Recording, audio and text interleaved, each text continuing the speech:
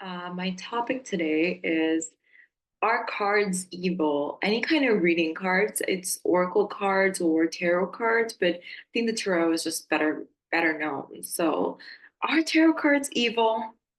Let's dissect this, okay? So, tarot cards, I do believe that as in the form that we're playing them today or reading them today, they originated in Europe.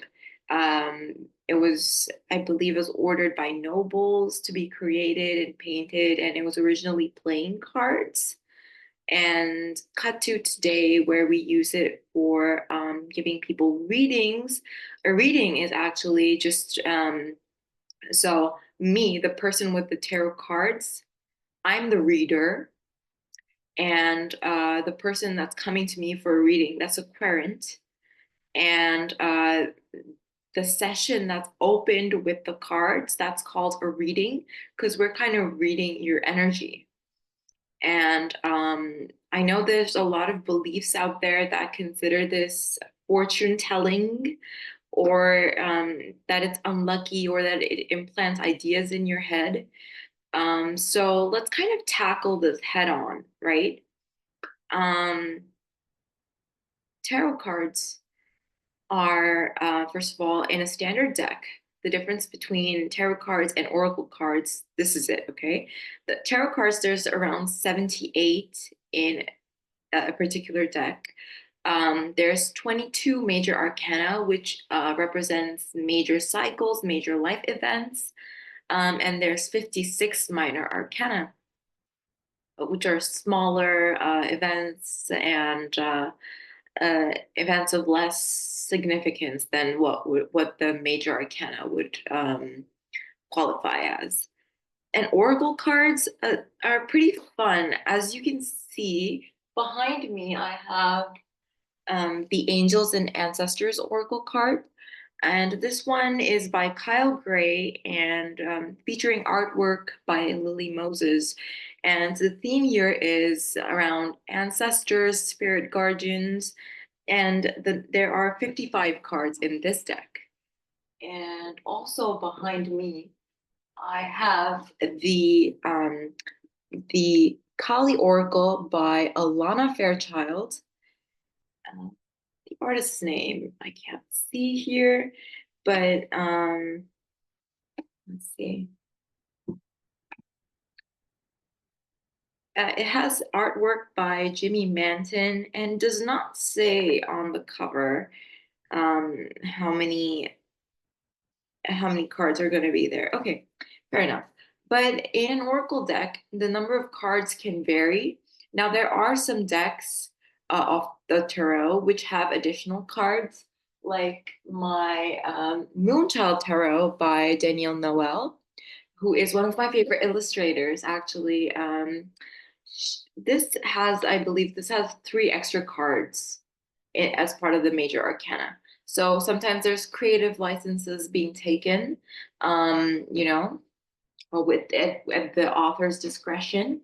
But oracle cards, they can be around any topic and they don't have constraints. So you can kind of, if you're writing them, you come up with a concept, the person doing the artwork does the artwork, and it's very straightforward. Like, these are the cards that meanings are not often memorized for oracle cards, because often readers have so many of them that it's hard to familiarize yourself with each and every card, and they're like the extra flavors. If it was like, a reading was a dish, the tarot would be the meat of it, but the oracle would kind of be extra flavors, or extra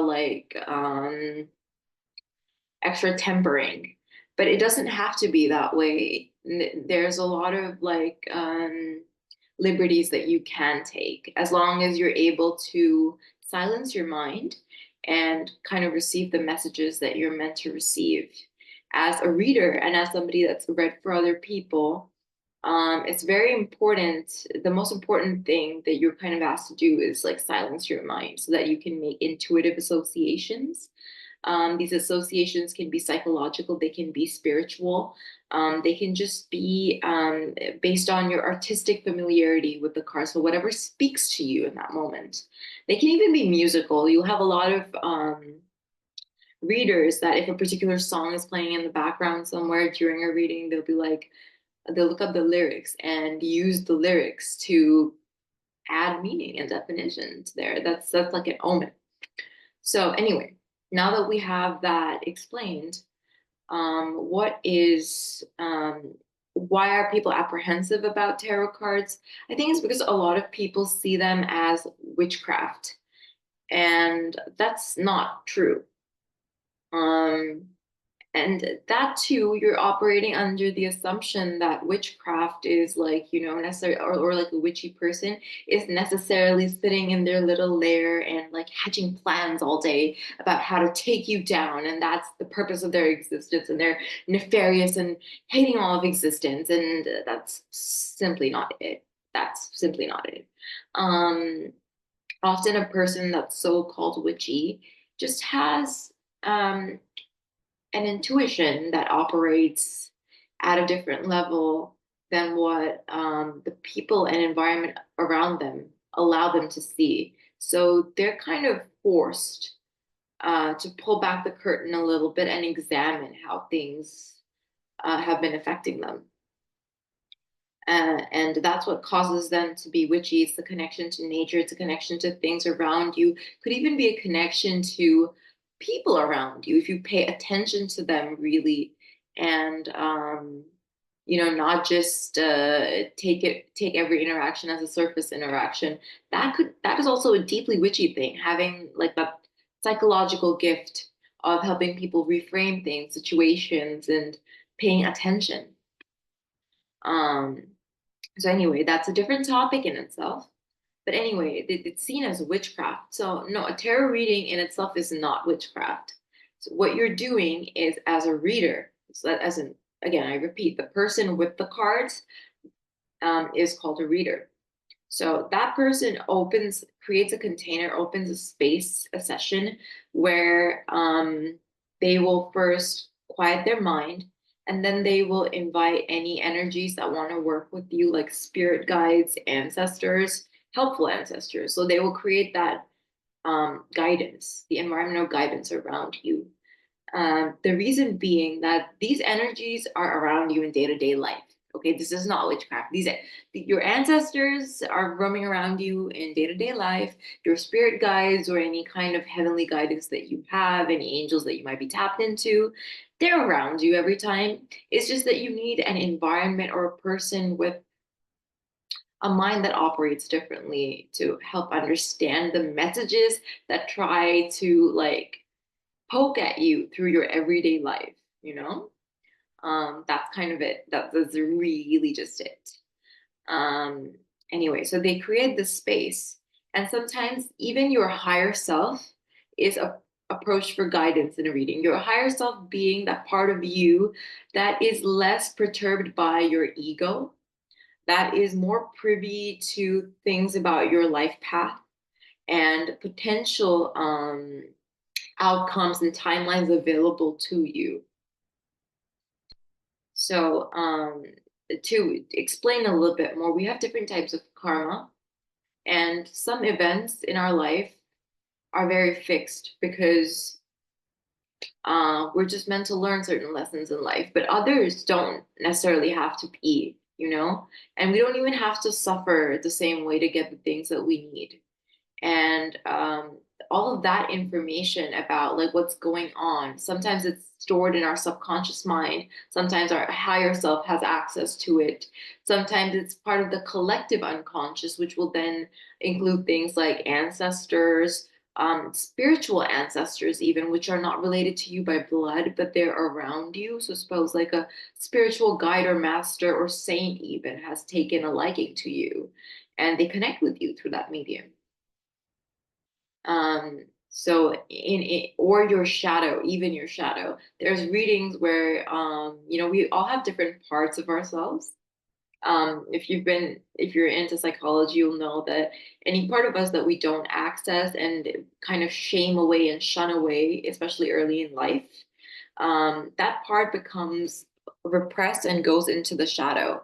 And it becomes very difficult for us to access information from that part. And it actually cripples us in some way from taking decisions in our day-to-day life.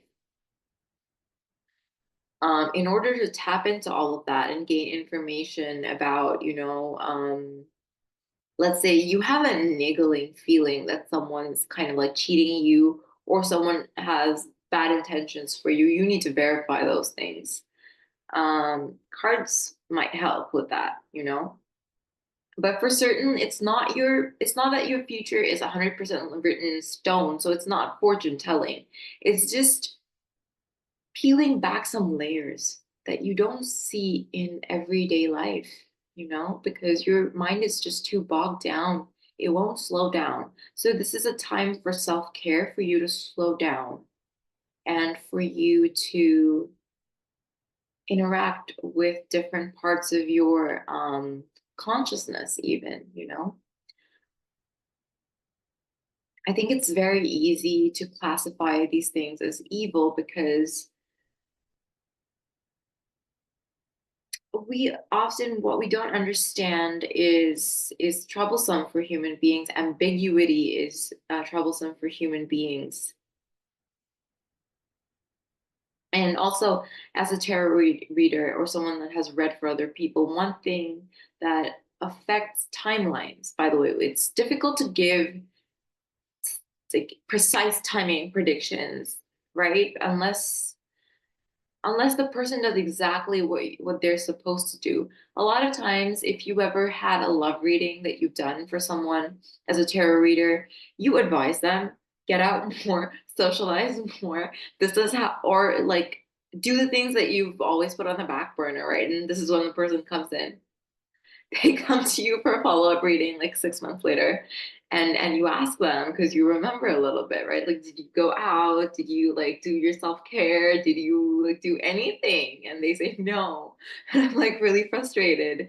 And as a reader, you're also frustrated for them and with them. And but you can't really, this is why you can't guarantee the timings at times, because like are they going to guarantee that they're going to do the exact things that are going to lead them to have more like abundance of love in their own energy field and then they attract that? If they do, then they can get a time guarantee from you because it's really about their actions. A tarot reading should be about taking your power back or understanding your um, connection to the universe. It's not about giving a person power over you and now their word is set in stone and they have all the power over you and you were just screwed. No, it's not like that. I guess the only thing that I would caution about um, is, but see, this isn't just common to tools like tarot. It's intrinsic to the nature of how human beings dabble in spirituality. You will see people that are into mainstream religion and they just avoid real situations like the plague, and they will not do a concrete actionable item to save their life. You know, that happens with people from all religions. They follow any faith. They can tend to do that too. Similarly, a person that's like spiritual, but they use tools like the tarot, they can over rely on messages like that too. They can even confuse themselves by not interpreting the cards correctly that they're getting. Suppose they're doing readings for themselves, they can like purposely self-sabotage because the cards are saying, for instance, stop emotional eating. And they're like, uh, does this mean I'm going to find love on Tuesday?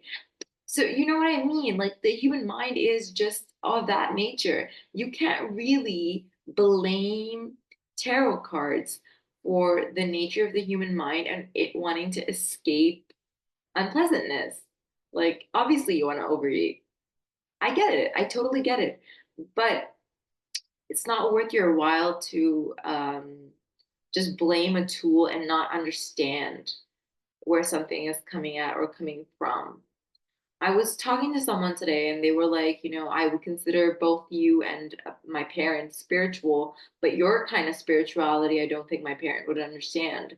And I was like, fair enough. Like, but, a lot of times with spiritual people, we have this like ingrained guilt of I'm spiritual, but you may never understand me. It's that like black sheep energy, a lot of times people that turn to these tools, they've often been scapegoated and gaslit and not been um, validated enough in their own uh, like day to day.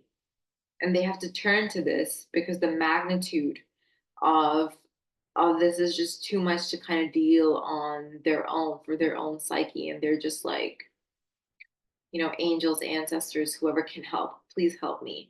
When I was in the peak of my like, or just about, sorry, not the peak, but just when I was about to go into my like dark night of the soul, I remember that I would try tapping into my intuition more. And one of the most helpful things that I did initially was watch pick a card readings because they felt oddly personal to you because you get to choose between one, two, and three.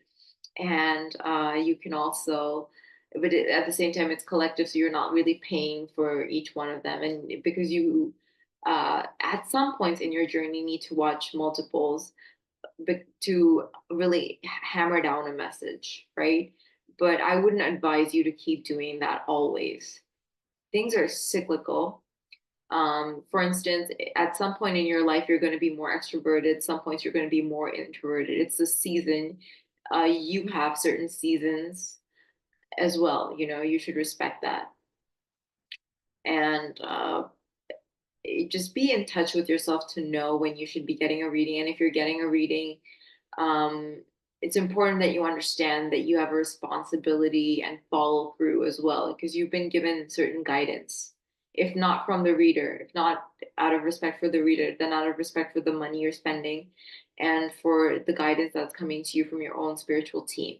Your spiritual team is your ancestors, any spirit guides, any spirit animals. I can make a video on that later, but I hope this is helpful.